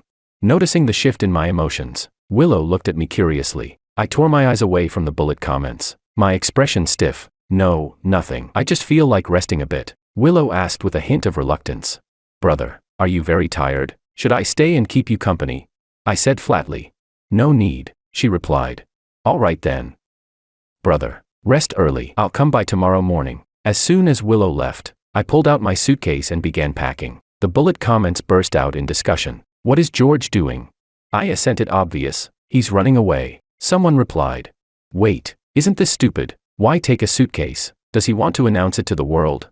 "Exactly. If you're going to run, just grab your bank card and go. No clothes. Nothing else. That way no one suspects anything." I froze instantly. They were right. If I dragged a suitcase downstairs, it'd be no different from walking into a trap. No, I had to stay calm. The next morning, I went downstairs for breakfast as usual. Freya's gaze lingered on my face for a moment. She poured me a glass of hot milk and asked, "Didn't sleep well last night?" I really hadn't. In that situation, how could anyone sleep well? "What's wrong?" she asked again. "Nothing," I said. Honestly, I had no mood to talk to her. "Do you want to take the day off?" she asked. "No need." Freya's eyes were like still water as she said, "Then don't forget, you're still riding with Zack today." Willow, sharp-eared as always, caught the key point instantly. Her gaze burned into me. "Brother, you didn't ride with Zack yesterday?" she asked. I steadied my mood and answered, "I carpooled with a coworker." Willow frowned, clearly displeased. "Brother, didn't you get your driver's license? Why not just drive Grandpa's car?" I was speechless. The first thing I did when I got to the company was hand in my resignation. The manager looked surprised, then tried to persuade me, but my decision was like stone. I was determined to leave. In the end, he had no choice but to approve it. Back at my desk, I quickly gathered my belongings. Then I headed to a nearby mall, bought a suitcase, a few changes of clothes, and daily essentials. After that, I withdrew 20,000 yuan in cash from an ATM. During my university years, the old master had transferred me allowance money every month. After 4 years, I'd saved quite a bit, enough to buy a small place in some county town and live a decent life. I hailed a cab to the bus station, following the route I'd carefully planned yesterday, bought a ticket, boarded the bus. Chapter 23. 2 days later, I finally turned my phone back on. Both of my WeChat conversations were flooded with 99 plus unread messages. I didn't open them, but the bullet comments popped up at this moment. Ha ha ha. Willow's face was so sour. The day after her confession, not only did her brother quit his job, but he also ran away. Freya is really scheming. She once enabled the male lead's phone location sharing, and now she's already heading straight toward George's position. That line in the bullet comments startled me, and I quickly turned off the location service on my phone. The comments kept rolling in. What's going on? Why do I feel like George can see our bullet comments? I think so too. No wonder he can defy fate. It turns out he can actually see the comments. Another comment read, This is getting more and more interesting. Why does it feel like I'm engaged in a battle of wits against the villain? And another said, George, don't worry. With us as your strategists, nothing will happen to you. But someone replied back, stop bragging. Freya already knows his location. She's on a plane, and in at most 2 hours, she'll be there. I shot to my feet. 2 hours? No way. I hurriedly checked out of the hotel room. What should I do? What should I do? I was panicking like crazy, restless as an ant on a hot pan. After thinking over and over, I finally hailed a taxi and randomly chose a nearby small town. Outside, a light drizzle began to fall. After a whole afternoon of exhaustion, I finally found a somewhat clean hotel. I booked a room, filled the bathtub with hot water, and decided to take a proper soak. I accidentally fell asleep. I don't know how long had passed when I woke up. The water in the tub had already gone cold. I put on a bathrobe and stepped out. A flood of bullet comments was flashing across the screen. George, wake up. Freya already got the hotel to pull the surveillance footage, tracked down the taxi driver who drove you, and now she's on her way to kill you. This guy's heart is way too big. How could he even fall asleep? We're about to lose our minds here. Another comment said, what's the rush? Why don't you just take both of them in already? I can't wait to see a 1v2 storyline. But the very next bullet comment countered, that's a Yandere villainess we're talking about. Did you see those long legs? Are those even legs? No, they're the spring waters of the Seine. A 1v2. You'll just get drained dry. George, run, retreat, retreat. It's over. Our boy doesn't have long to live. My eyes widened. The next second, a knock really came at the door. Extra story chapter 1. If time went back 12 years, I would still choose to send Freya and Willow back to the Liu family. But if it went back 2 years, I definitely wouldn't have stopped the male lead Makoto from having any interactions with the two of them. I don't understand where things went wrong. Freya isn't even a Yandere. So why did she suddenly turn dark for no reason? In the second month of being trapped inside this manor-like castle, I finally paid the price for meddling in other people's business. Now, no matter how much I regret it or beat my chest in frustration, it's useless. Bullet comments scrolled across above my head. So this is the place in the original novel where Freya imprisoned the male lead. Looks like a manor. Must be worth a fortune. Another comment replied, you probably don't know how rich her grandfather is. Even if you add up the top 10 on the Forbes list, it still wouldn't match Old Man Liu's wealth. He's just discreet and low-key. The next bullet comment read, I also want a rich lady to keep me. Even if it means doing nothing every day, just eating, idling around, not studying, not working, I'd still take it. Wake up already. Your drool from dreaming just dripped on my head. If Freya doesn't work out, Willow's fine too. I'm not picky. Another comment chimed in. Anyone got some pee? Splash it on them to wake them up. I stood by the floor-to-ceiling window, rubbing my temple. Suddenly, I heard movement at the door. I turned my head back. It was Freya. She wore a black dress, tall and coldly beautiful. A pair of silver-rimmed glasses perched on her sharp nose, giving her an aloof, ascetic aura. I looked at her, and suddenly felt like I should take back what I'd just said. She really did look like a Yandere girl straight out of a novel. Have you eaten? Freya walked over, her tone casual and ordinary, as if nothing had ever happened between us, as if she hadn't kept me imprisoned here for an entire month. I stared at her coldly, saying nothing. Seeing my unfriendly expression, Freya instead let out a soft laugh and came forward to take my hand. She said, come on, I'll go downstairs with you for dinner. This house was huge, almost as big as the Liu family's ancestral mansion. The servants working here were all well-trained, except for Freya. None of them spoke a word. At first, I almost thought they were all deaf and mute. On top of that, the manor had bodyguards. I didn't know that at first. One night, when I tried to escape, I managed to avoid the servants in the house, but before I could even reach the artificial lake across the way, several men in black suddenly surrounded me. They dropped in like the secret guards from an old wuxia novel. I was so angry I nearly went mad. It felt like Freya was treating me as if I were some kind of criminal. Chapter 2. I asked, when can I go out? She said, the winter break isn't far off now. Where should we go have fun?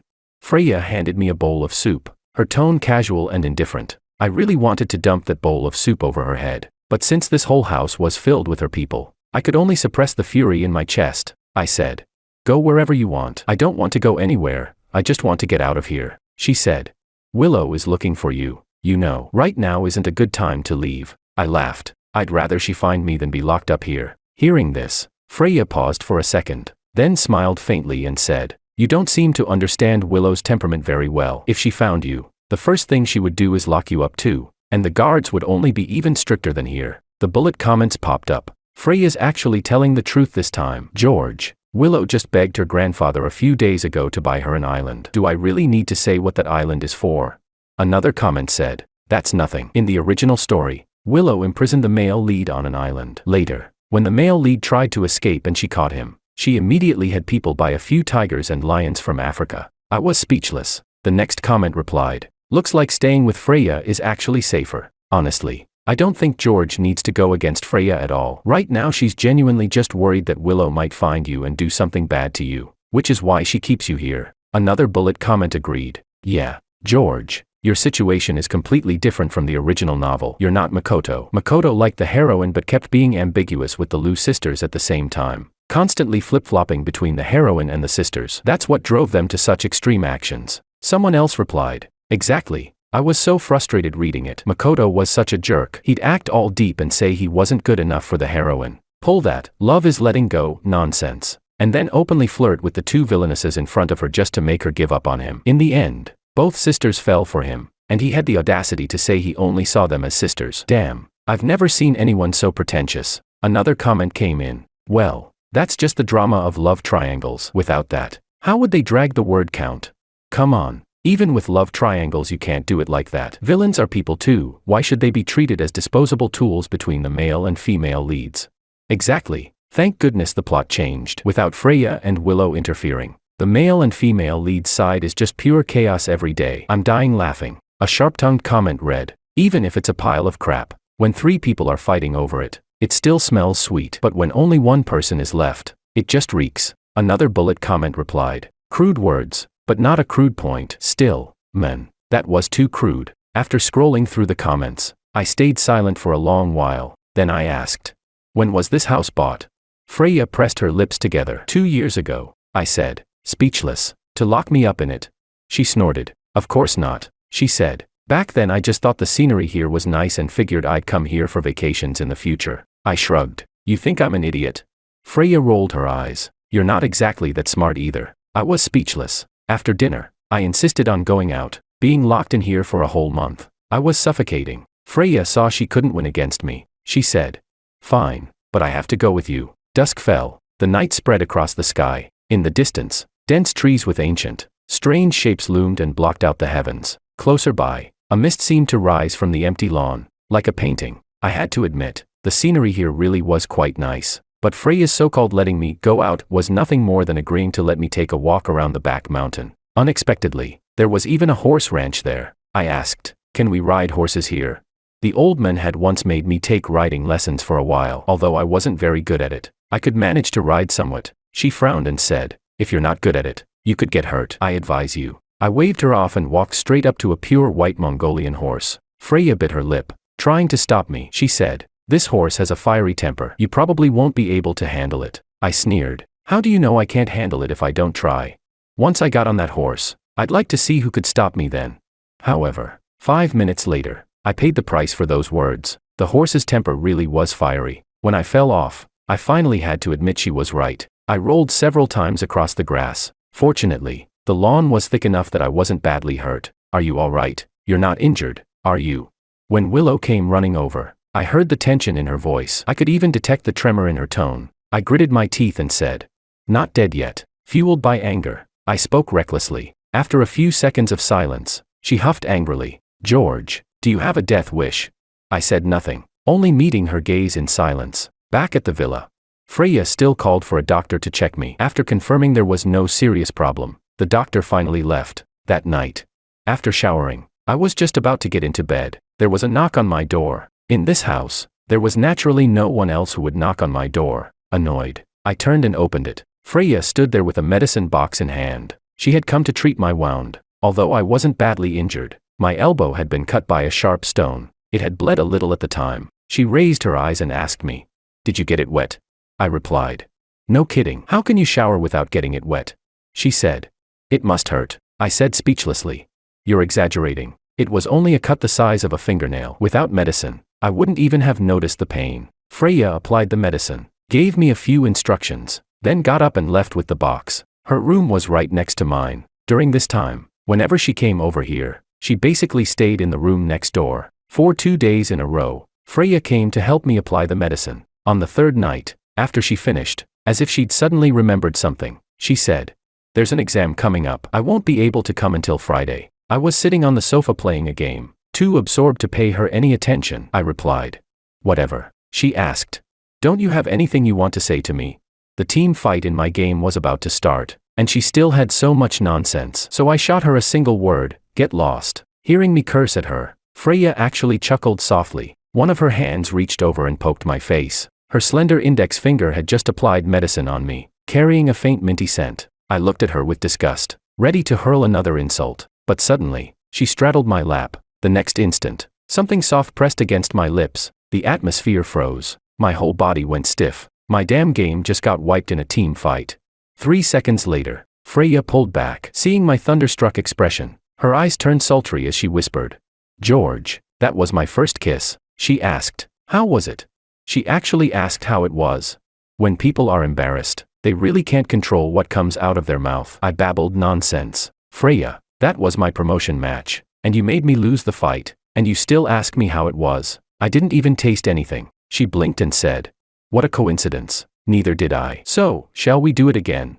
Her gaze was tender, her tone seductive. Before I could react, her warm lips pressed onto mine again. But this time was nothing like before. If the first kiss carried a touch of shyness, then this kiss was blazing like fire, like a drowning person clinging to driftwood, like finding a spring in the desert. Freya's arms wrapped around my neck like vines. As our lips and tongues tangled, my mind blurred. Her breath was like sparks, igniting a searing heat in my chest. Consciousness was burned away by instinct. Reason told me to stop before things spiraled further.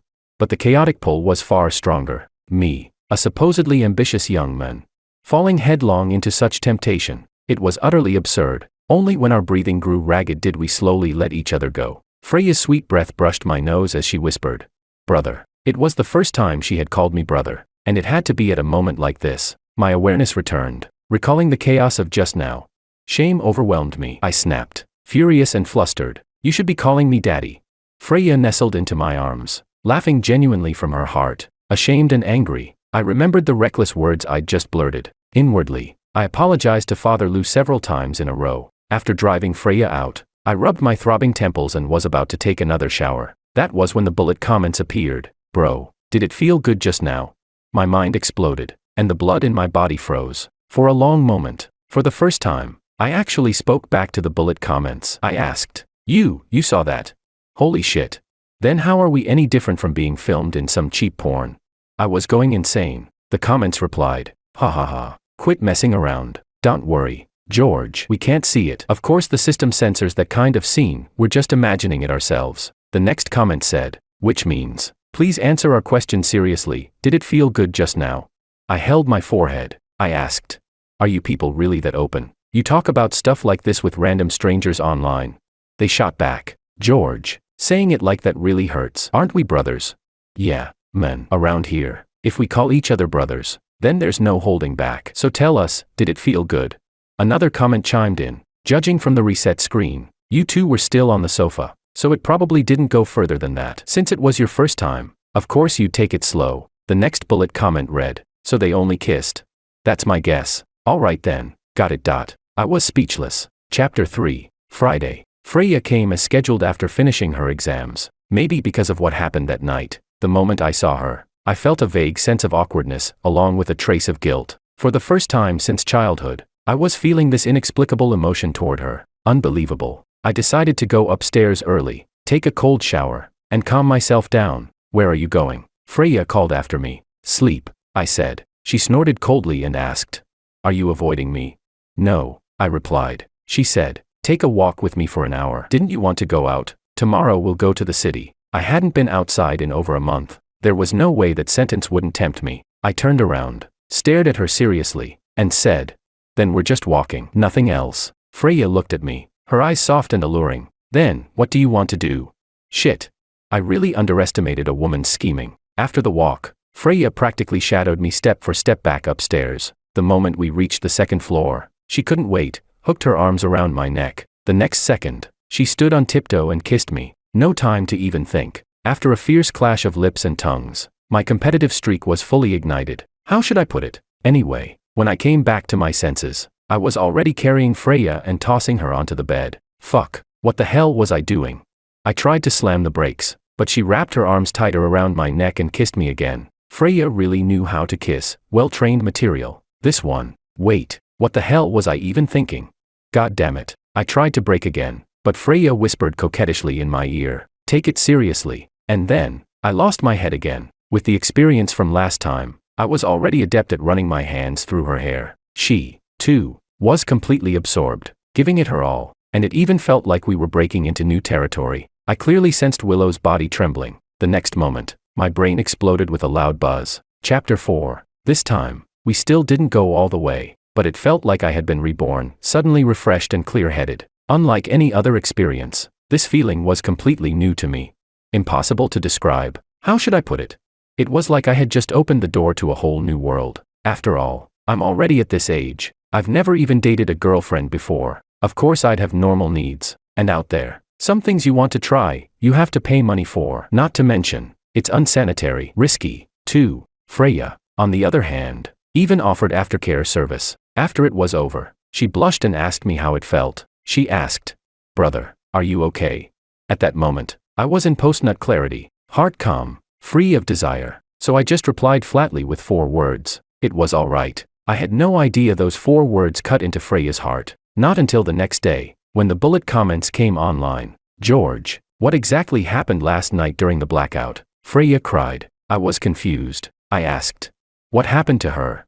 The comments replied, "Ahem, we want to know too." But her phone screen was full of mosaics. The system automatically censors it. We couldn't see anything. From what we could observe, though, it looked like she was practicing some skills, if you know what I mean. That's why we're asking you. George, what happened last night?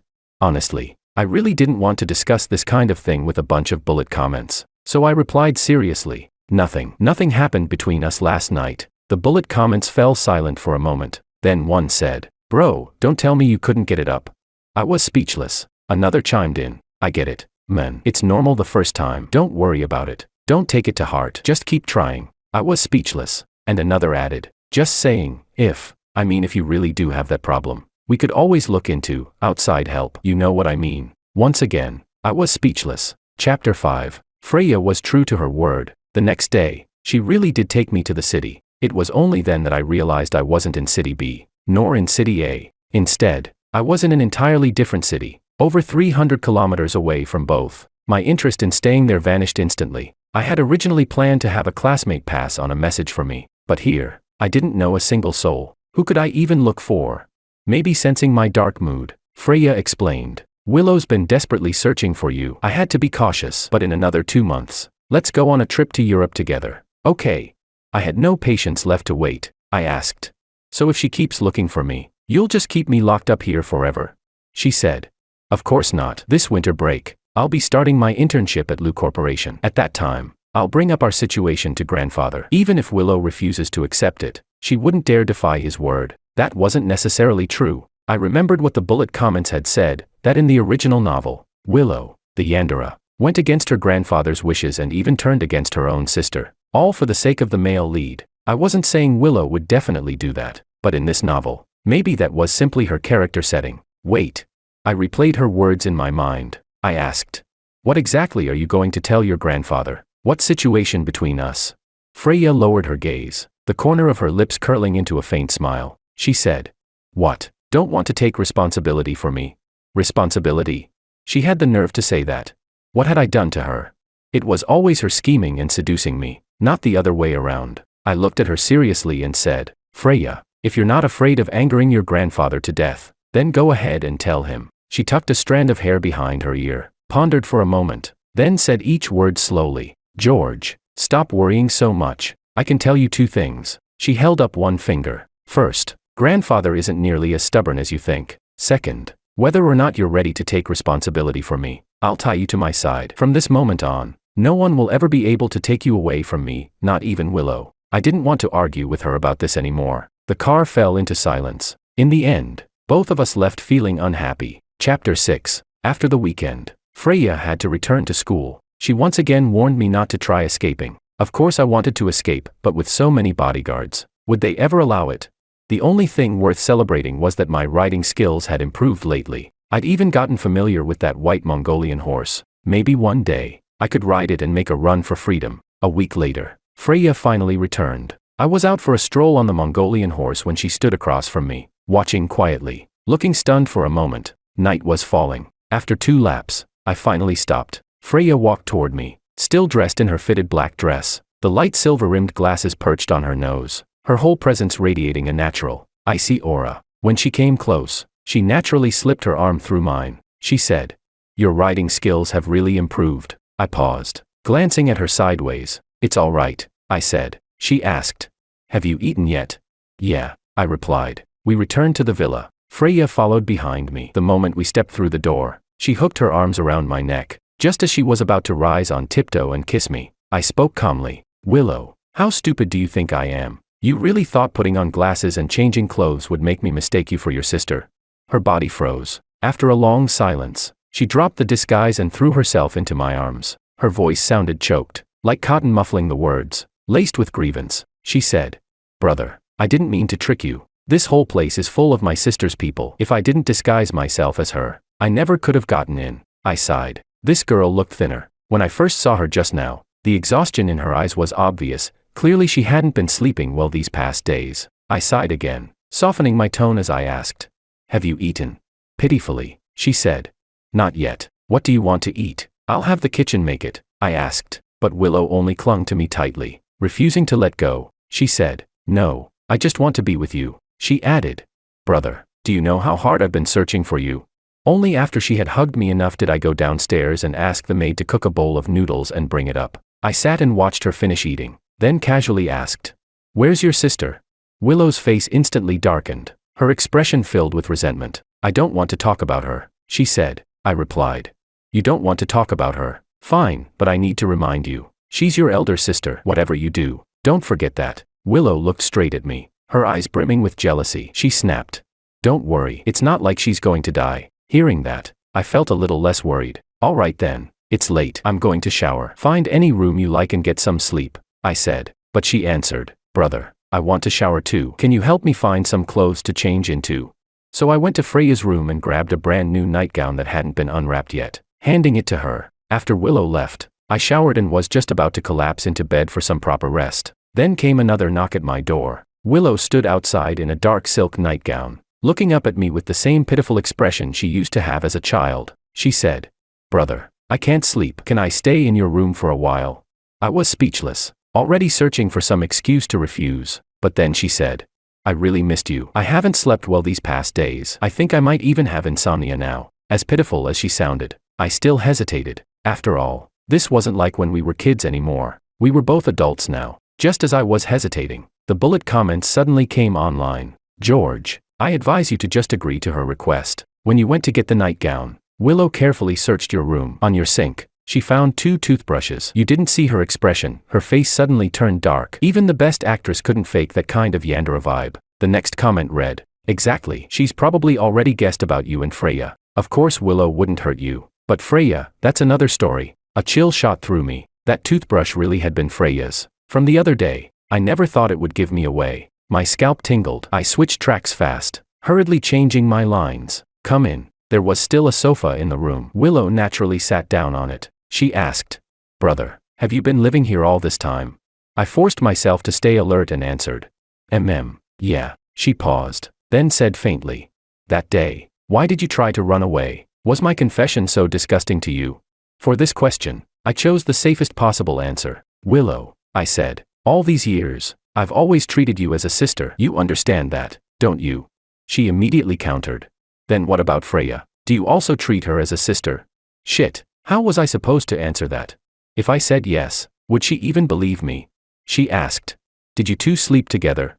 Willow's tone and expression flipped in an instant, like she had become a completely different person. It startled me. It was the first time I'd ever seen Willow like this, seductive yet sinister. Her gaze carried a sickly, twisted allure. In that moment, she was exactly like her character in the original novel. On the outside, she seemed pure and harmless, but inside, dark, Yandere, dangerous. I stared at her in shock, forgetting to answer, maybe realizing her loss of control. Willow walked closer to me, her eyes filled with regret. "I'm sorry, brother," she said softly. "I wasn't blaming you. It's my fault. I trusted Freya too much. I always thought she hadn't found you yet. Every week she went out, saying she had news about you. I believed her completely. Never doubted her once. I never thought she was hiding you all along. I was too stupid, she said.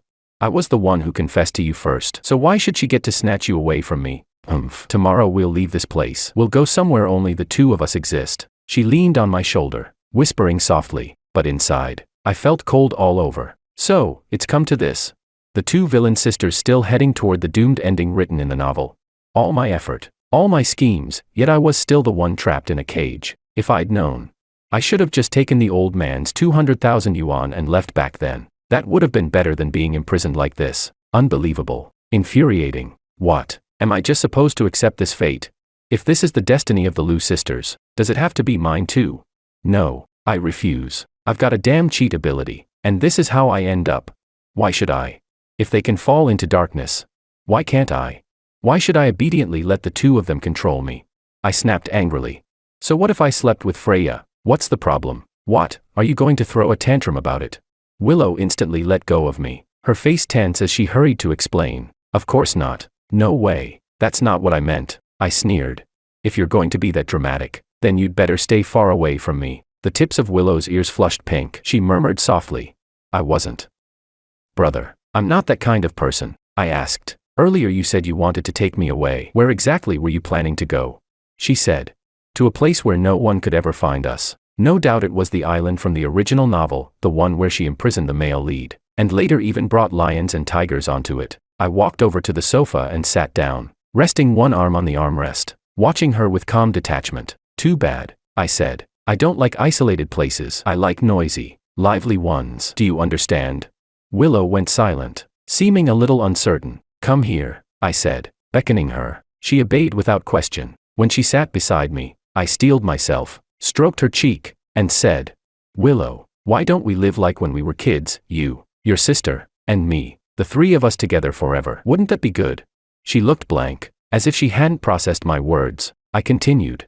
Honestly, my feelings toward you and your sister are the same. I can't abandon either of you. The three of us living together, that's the best compromise, the most perfect solution. Willow finally understood. Her face was filled only with shock. It was so far removed from her original plan, to chain me to that island and live together in solitude. Soon, her eyes showed a mess of emotions, hesitation, conflict, doubt, turmoil. I decided to hit her with a strong dose. Sometimes you have to risk it all to win big. I grabbed the back of her head and kissed her directly on the lips. Like a jolt of electricity, Willow shuddered violently. She stared at me in stunned silence. I rubbed her lips with my fingertips and said, Was that your first kiss? It felt good. Your lips are soft. I want everything about you to belong to your brother. Is that okay?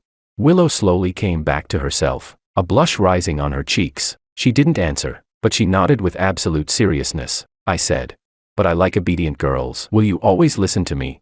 If you're obedient enough, your brother will reward you. After a long moment of silence, Willow finally gave in. She leaned over and kissed me softly on the cheek. Her voice was hoarse yet tender as she whispered, Okay. I'll always listen to my brother. I smiled in satisfaction. Good girl. Tonight you can sleep on this sofa. Tomorrow morning, tell your people to release Freya. I have something to say to both of you. Hearing that I wanted her to release Freya, Willow hesitated. I pressed her with a teasing edge to my voice. Or do you want to sleep on the bed instead? Her aggrieved eyes suddenly lit up, her gaze sticky and longing, like a puppy from our childhood. She asked, Can I? Of course, I said. But don't disturb me. Lack of sleep shortens your life, and I don't plan on dying young. She replied sweetly.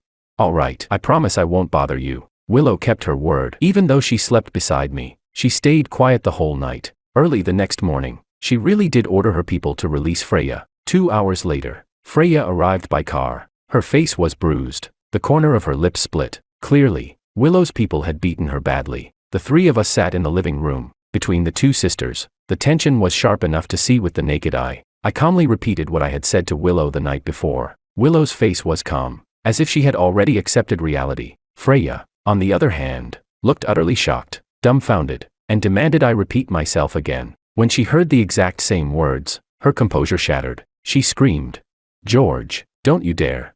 I will never agree to this. I expected that much. After all, she was such a tsundere, but this was even better. I never actually intended to go that far anyway. At last, I could walk out of here openly and legitimately. I said, Since you don't agree, then I'll just leave with Willow. I sincerely hope you can give us your blessing. Willow, let's go. The calm expression on Willow's face instantly switched to delight, as if fortune had just fallen from the sky and knocked her senseless. Her sister, on the other hand, looked ready to cough up blood from rage. She shouted, "George, if you think you can dump me, forget it." I turned around coolly, meeting her eyes with a calm smile. "So what you mean is, you agree?" Freya's pupils contracted sharply. She glared at me. "Silent," I said. "Willow, let's go." The moment the words left my mouth, Freya rushed over, grabbed my arm, and spat through clenched teeth. "I agree. George, don't you dare think you can ever get rid of me in this lifetime." And so I returned to Haicheng. Friends, classmates, familiar shopping malls, familiar streets. Everything felt harmonious and natural. Indeed, life is precious, love is valuable, but if it's for freedom, both can be cast aside. Aunt Wu asked me if things abroad were fun. It seemed Freya and Willow had covered up my running away incident for me. I said, "It was fun. Next time I'll take you, Zach, and Uncle Koo with me," she said. "Well, that's wonderful. Our George is finally grown up. He can take us old folks abroad to play now." Aunt Wu chuckled happily. Freya and Willow continued their schooling. I planned to look for a new job. After all, I still had to stay here for at least another year before I could return to City A. Too bad. I actually liked my previous job. It was easy, and the relationships were simple, and I went and screwed it all up. That night, I was browsing job listings on my computer when there came a knock at the door. I got up and opened it. "Brother, can I sleep in your room tonight?" Willow smiled radiantly. She was wrapped in nothing but a towel, hanging loosely over her, revealing glimpses of pale skin. As if afraid I'd refuse, she quickly added, "I can sleep on the sofa." I was about to agree when Freya appeared, long wet hair clinging to her shoulders, water droplets still trailing down her fair face, clearly fresh from the shower. She said, "I want to sleep here too. I'm doomed." Could these two possibly be any bolder? Even though Aunt Wu, Zach, and Uncle Koo's rooms were all downstairs and they normally wouldn't come up, still, this was way too blatant. I thought for 1 second, then came up with a solution. I said, "Only one of you can stay. Settle it with rock paper scissors." 30 seconds later, I opened the door again. Willow flashed me a victory sign. "Brother, I won," she said. I chuckled, lifted my hand, and rewarded her with a gentle pat on the head. "Good kitty," I said. Bullet comments scrolled by. LMAO. I finally saw Freya's phone screen this time. She was searching, how to win at rock paper scissors. "Sis, you've got an IQ of 140. Could you not be this ridiculous?" Another comment. "Crying here, who can even tell the difference between George and an emperor at this point? I want to live like this too. And finally, one more message of blessing. George, you have to stay happy. The villain sisters are all yours now. Stay happy. Okay.